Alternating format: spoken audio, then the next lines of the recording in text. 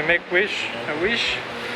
A few days ago I made a video of 5 cameras I'd love to have, and a small miracle happened, and I'm on my way to photosura.com and to pick one of them up. So you're going to see it now. Hi, Eric Gibaud, Gibaud.com, and this introduction is real. I am really going to get a new camera, but I think it's time to speak about what to do when you get a new camera, whether it's your first camera or just another camera, what to do, the first steps, okay? So we're going to speak about this. I'll leave you right now to see what camera I'm getting, and then we speak about it. Okay, let's start.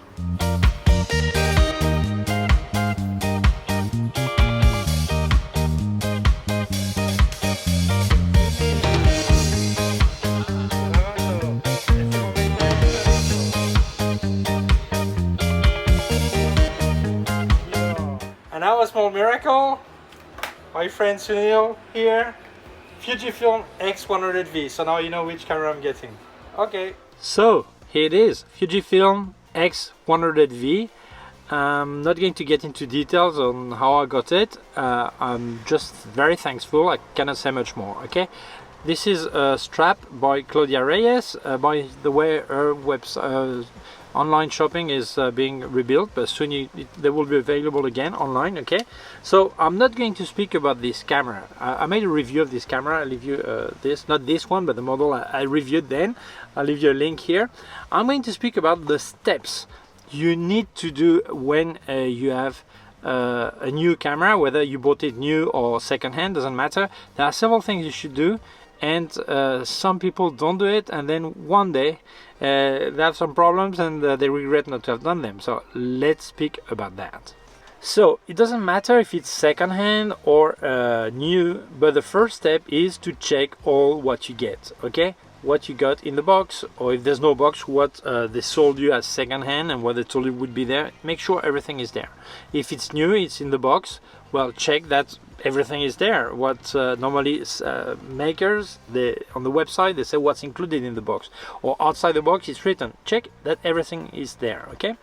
You should also have an invoice or receipt, proof of purchase, for guarantee if it's new, and also if it's secondhand, ask the person who sells you the camera to give you a proof of purchase that you paid for it and now it's yours. Why? Because maybe this camera is stolen if it's secondhand, and you need that kind of proof to know who sold you the camera, and also if you can ask them an ID, a proof of ID, a copy of the ID is good, or ID number is really good, because if there would be any problem, you can defend yourself and the police can investigate, okay? So this is really important. Keep the box. Most people don't keep the box. This is a big mistake. A second-hand camera without box is worth about 10 to 20% less. Keep the box, the manual, everything, the books, everything, okay?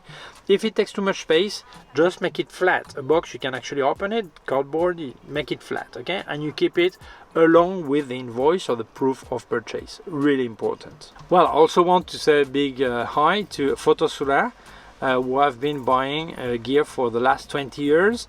They're really great guys, really serious, professional, really friendly, and I'm really happy that this camera comes from there, so I can only recommend them. Second, write down the serial numbers. You have just one, like in this camera, which is the lens is fixed, okay? But otherwise, if you have lens serial number, camera, body serial number, write everything down somewhere. It can be paper, it can be digital. If it's digital, put in several places. Keep it. And go to the maker website. Normally you can register your product. Many people ignore this service, but you should register. Why? First, they will let you know when there is a new update or firmware update or whatever, but also because if your camera gets stolen, if the guy who steals the camera sells it, maybe the guy who bought it one day has a problem, sends it for repairing, and then the maker will know that this is not his camera, and they will stop it there, and maybe you get it back. So it's really important to register. Also for accessories or whatever, sometimes the camera is the same, but the serial number gives you that they change something in there, and the spare part for repairing is different. All this, write down the serial number and register. It's really important. Well, doesn't matter how you got your camera, if it cost you a lot of money or not, if you can afford it or it was really hard, it doesn't matter. This is your camera, so you should protect it. The first thing I put is tempered glass. This is flat screen, but when it's not completely flat, you cannot put glass, but you put like some kind of plastic, but put something on the screen. It will protect it, not for scratching it. All this is important, okay? In that case, I put a strap also, and soon I'll get a shade, okay? And many people say, no, I don't put filters, UV filter, because you spend money for a good lens and then you put a filter in front and you lose quality. Well, very often these people who say that, they also use ND filter to make long exposures. So say, wow, so when it's a UV filter, it's no good, and when it is an ND filter, it's good. Now, the problem is when you buy a cheap and bad UV filter. If you buy a good quality one, I guarantee no one will see the difference with or without filter. So my advice is you get a filter. I remember going to make picture on the seaside. It was really windy, and luckily I had a filter because the sand that was flying just ruined the filter. If I had not have a filter, it would have ruined the front lens. So honestly, put a filter. That's what I think, okay? Point 4. Put the battery on charging. Fujifilm, they give you this great cable you have to connect to your smartphone charger. This is something I always complain about Fuji and some others also, but well, doesn't matter. Doesn't matter. I'll get an extra charger, external charger. Put the battery to charge, okay, fully, and prepare a memory card for your camera, and you will have to format it when you switch on the camera, okay. So point 5. So the battery is still charging, so maybe you're bored. So go to the website of the maker and download the latest firmware, because you will have to install it and upgrade it, okay? So many people are very confused with that. They buy the camera in September and they say, yeah, but the last firmware was updated in July, so I must have the latest one. No, maybe your camera was built in April, it's been in a stock in a shelf somewhere, and you don't have the latest firmware. So it's really important that you download the firmware now, and when you will switch on the camera, you'll install it, okay? But you need to have the camera fully charged for that, okay? Point number 6. You're still on the brand website. So some companies like Fujifilm include a paper manual. This is one language, 300 pages. They also included on English version. This is Spanish. I also have an English version, both of them 300 pages. So this is massive. But some brands don't give you a paper manual. They just give you an address and you have to download a PDF manual, okay? So even if you get the paper version, download the PDF and have it on your computer, and also have it in your smartphone or tablet. Why?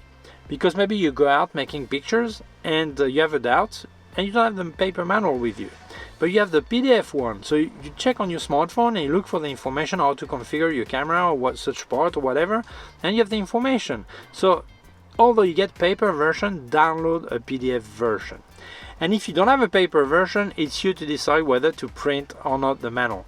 I recommend you print it because you can write down some notes, and I think it's better to have it to have a printed version anyway. But well, it depends on you, because it may be expensive to print such a large manual. But anyway, download it, download the PDF version and have it with you. Point number 7. Yes, you can switch on the camera. The battery's been fully charged. You can now switch it on. So first, it will ask you the language, the date, and the time. Put the time you have on your smartphone, so you have everything the same in your house, wherever you use, okay? You have a real time that is checked, okay? Then, on top of that, you should decide some basic configuration settings, like you want to work in RAW file, JPEG, or both. Set this up. And if you do video, you should decide the speed. So not all cameras work the same way, but if you are in a part of the world where you have 60 Hertz, like the United States, Canada, South America, your frame per second should be a multiply of 60, like 24, 30, 60, 120 frames per second. That's it. and it's a NTFC system. Like Sony asks you if it's NTFC or PAL. Some other don't tell you that, but you have to know what is okay. Multiply of 60. If you're in Europe, Australia, many other countries in the world, the electricity where you live is in 50 hertz, so you should use multiply of 50, like 25 frames per second, 50, 100, 200, that's it. Okay, so you should pick, and this is PAL system, not NTFC. Okay, let's get to point number 8. Here's the manual. Many people think with this they will learn photography. The user manual is to explain how to use the camera, how to configure the camera, the settings, features, all this. It will not teach you photography. If you want to learn photography, you will not find it here. You should buy a book about learning photography, or check videos on YouTube, or go to a course or whatever. But this manual will not teach you how to make photography. Okay? Still, you have to read it. Okay? If you already know about photography, or you already have some cameras, well, you can still check the manual, because you will not learn about photography, but yes, about how this camera works. So the first step, I think, is to check the features you normally use in the camera you had up to now, or you still have. Where are they on this new camera? How do I configure it? How do I make the settings? All this. How does it work? Okay. Second, very often you change cameras because there are some features that were advertised or you heard about, and they really seduced you and you decided to buy this camera. So check where they are. Search for them to know how to set them up, and all this is really important. So in my case, for example, for Olympus, I would check the live composite straight away, or in Fujifilm, check film simulation. So it depends what camera you've bought and for what. Okay, look for them in the manual. Then investigate other features, because very often makers advertise some specific features, new things, all that, but they don't tell you much about other features that are new also, that are great, and you just ignore them because you didn't search in the manual. So it's important, investigate all that. We'll come back to the manual in a second. Point number 9, if you use a tablet or smartphone, I recommend you download the app that goes on it.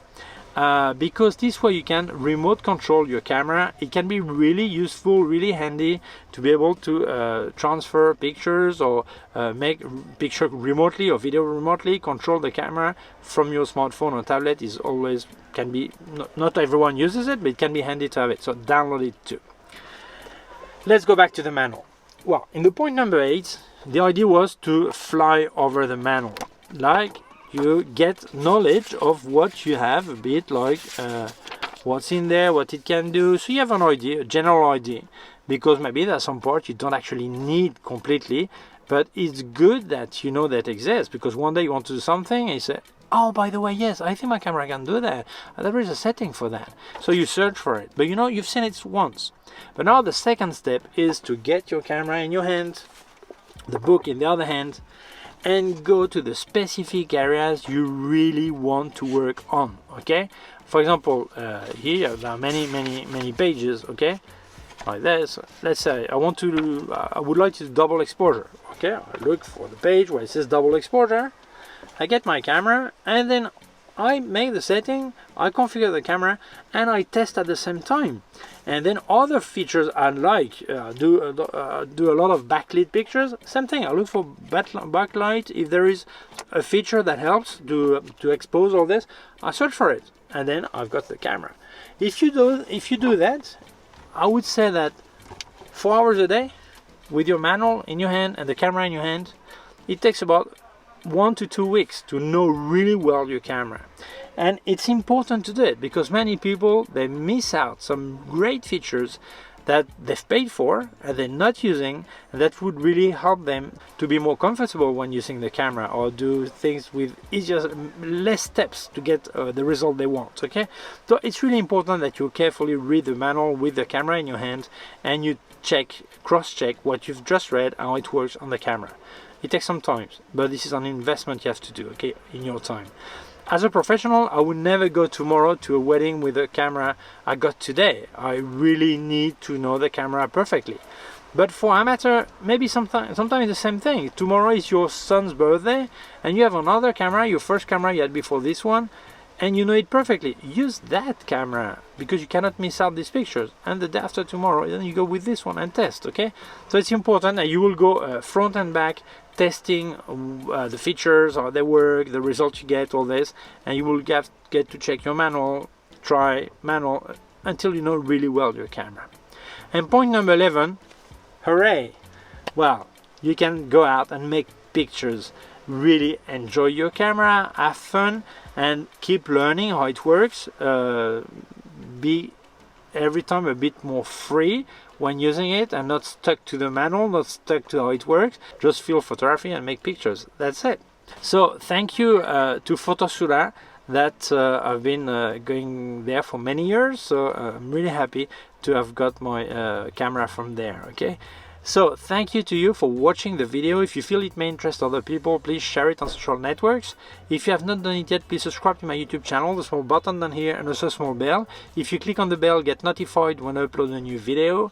My website, ericgibaud.com. If you have any question, can leave a comment below. I'll also leave you links of more gear on Amazon, links to other parts of my YouTube channel, links to all the gear I've reviewed by K&F Concept and Sandmark, and also a link to my PayPal account in case you wanted to make a donation. Thank you very much. Please take care of yourself and see you soon. Bye.